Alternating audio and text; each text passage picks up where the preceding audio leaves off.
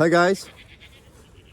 So I'm going to bring you up to date with our goats, and I'll get it out of the way. Got some bad news, but we've also got some good news. The bad news is 2 of the triplets didn't make it. It was incredibly sad. It's part of raising animals. The good news is that the second Toggenburg has had her kids, and they're almost a carbon copy of the first twins. So you see, you've got a set of twins here and a set of twins there. And actually, that's a lie. That's one of each there. There's one from each twin there, and one from each twin there. So you can see we've got the older white one and the younger brown one here. We've got the older brown one and the younger white one there. Hello, Sid. Yes, I know you're there. I know, buddy. So we've been incredibly busy with them.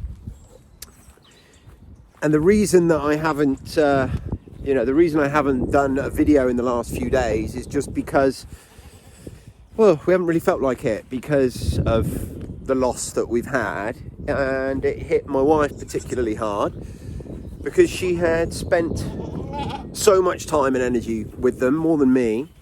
Basically what happened, the white one, the one that was most weak, just sort of stopped, just gave up, just stopped drinking. She wouldn't even drink from a bottle. We got to the point where, well, with both of the ones that died, actually, we were milking out other goats because we've got a couple of goats that are still overproducing on one udder because their kids are only drinking from one side. Well, both the other goats actually are doing that now. I'll talk to you all about that and what the plan is there. That's actually okay. That's quite a good thing in the long run. That's a good thing. But yeah, so we were milking out the Toggenburgs and bottle feeding 2 of the triplets. And as I say, that the first one just gave up, and within 36 hours, or within 24 hours, she was dead. And then within 36 hours of that, the exact same thing happened with the second one. In between those two events, our second Toggenburg gave birth to her kids. And it wasn't really until then that my wife and I both realised how difficult the situation, or how precarious rather, the situation really was with the triplets right from the word go, because they were just so small. They were just incredibly small. We spoke to the vet through the whole thing. Here's the little guy that's still doing all right. Drinking from mum, okay. So this has been the strongest kid out of Fern right from the word go.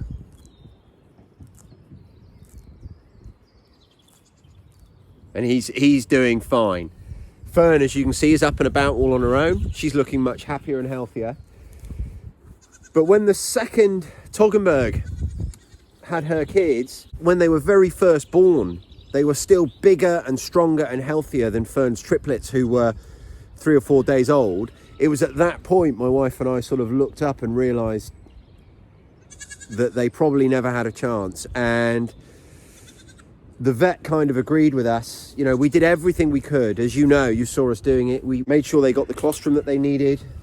We were bottle feeding them 4-5 times a day. I was coming home from work in the day to do it. My wife was doing it first thing in the morning, 6 in the morning, and then again before we went to bed at night. So, you know, the vet said we did all we could, because we spoke to the vet to say, you know, help, is there anything else we can do? And the answer was no, you know, we're doing all we could. And it's one of those things. If you've got livestock, you're going to have dead stock. So we now have a total of 5 kids, which are 2 sets of twins and a single triplet. So let's say hello to some of the new guys. Say hello. Yeah. So this is one of the newest babies. I didn't want to disturb Fern's kid while she was drinking, but the other 3 are all down here.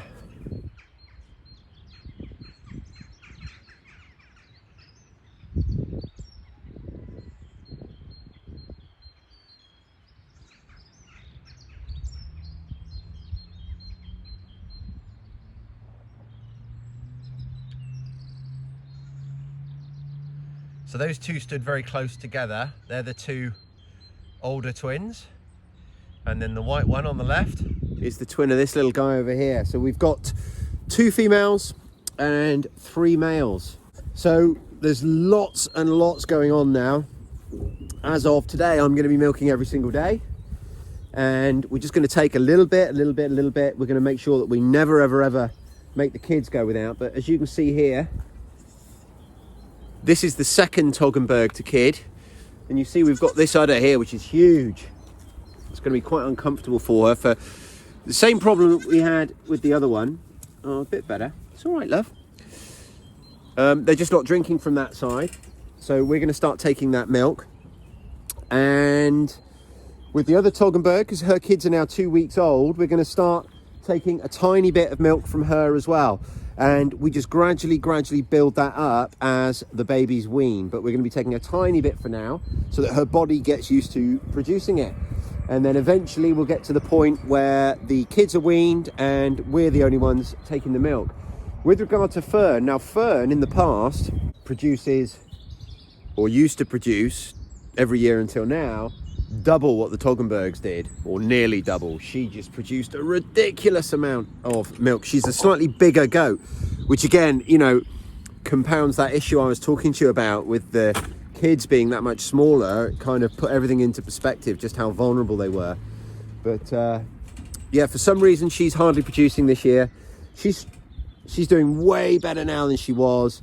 But, you know, we're not going to milk her this year. We're just going to let her raise her kid, and we'll top him up with as much or as little as he needs. And it's just going to be these girls that I'm milking. So I haven't made a decision yet. I'm kind of only thinking about it now for the first time. I need to discuss it with my wife and everything else. But we may consider getting another goat, a milking goat.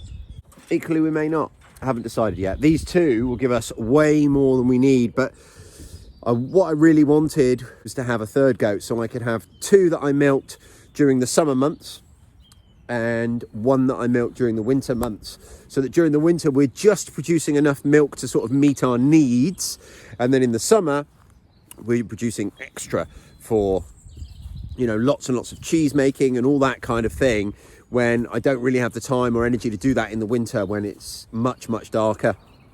We get hardly any daylight. So that's where we are. And I just wanted to get you guys caught up, really. Just a short little video to bring you guys up to speed on where we are with the goats. You know, it is sad news, but it's part and parcel of having animals, particularly if you're going to breed them. If you're going to have a breeding program, then you're going to have dead stock, because the birthing process and infancy is where you're going to get your highest rates of mortality if you're doing things right. So that's where we are. Thanks for watching, and there'll be another video tomorrow. Speak to you soon. Cheers.